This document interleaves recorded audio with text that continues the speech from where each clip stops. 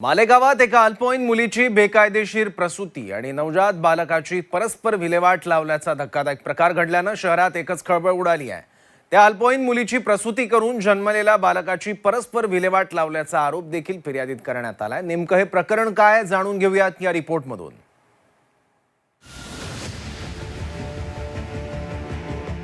मालेगावात अल्पवयीन मुलीची बेकायदेशीर प्रसूती,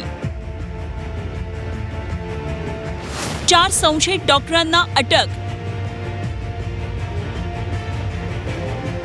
मुख्य संशयित आरोपी डॉक्टर किशोर डांगेवर कोणाचा वरदहस्त? अल्पवयीन मुलीची बेकायदेशीर प्रसूती आणि तिच्या नवजात बालकाची परस्पर विल्हेवाट लावल्याच्या प्रकारानं मालेगाव हादरलं।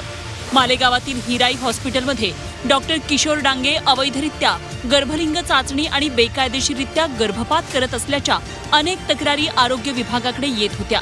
एका समाजसेवकानं दिलेल्या माहितीनुसार आरोग्य विभागानं हिराई हॉस्पिटलवर धाड टाकली। या ठिकाणी रॅकेट सक्रिय असल्याचं त्यांच्या निदर्शनास आलं। आम्ही त्या ठिकाणी तपासणी करत होतो। एके दिवशी एका समाजसेवकाने फोन केला की अशा स्वरूपाने अवैध प्रसूती आणि बालकाला विक्री करणं आणि ते पण एक रॅकेट त्याच्या पाठीमागे कार्यरत आहे आणि याच्यातून संशय आल्यानंतर आम्ही पोलिसांशी संपर्क साधला। पोलिसांशी संपर्क साधून त्या ठिकाणी आम्ही पोलीस स्टेशनला गुन्हा दाखल केला।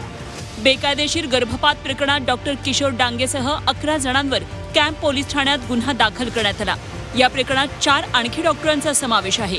या सर्वांना मालेगाव अपर व जिल्हा सत्र न्यायालयानं 12 जून पर्यंत पोलीस कोठडी सुनावली है। जब नाबालिग लड़की थी तो उसकी डिलीवरी की मालूमात करने के लिए इन्होंने पहले इन्फॉर्म करना चाहिए था, हेल्थ ऑफिसर को मालूमात देना चाहिए था, उसी लिए गायनिक होना चाहिए था, पेडियाट्रिक डॉक्टर वहाँ पे हाजिर रहना चाहिए था।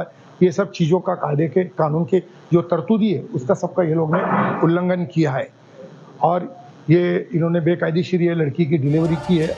दरम्यान पोलिसांनी मुख्य संशयित आरोपी डॉक्टर किशोर डांगेला कोर्टात हजर केलं असता घटनेबाबत पश्चाताप तर सोडाच, पण त्याच्या चेहऱ्यावर चक्क हसू होतं। याबाबत मालेगावकरांनी तीव्र संताप व्यक्त केलाय। त्यांनी स्वतःला कायदा आणि देवापेक्षाही मोठं समजलेलं होतं।